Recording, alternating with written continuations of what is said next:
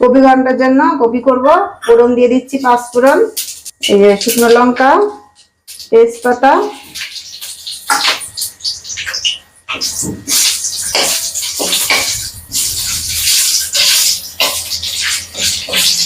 আলু দিয়ে দিচ্ছি তেলের উপরে। আলুটা একটু ভেজে নেব হালকা করে। আলু হয়ে গেছে, এবার কপি দিয়ে দিচ্ছি।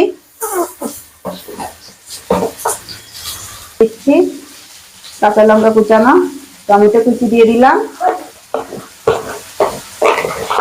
হলুদ গুঁড়ো দিয়ে দিচ্ছি, লবণ দিয়ে দিচ্ছি।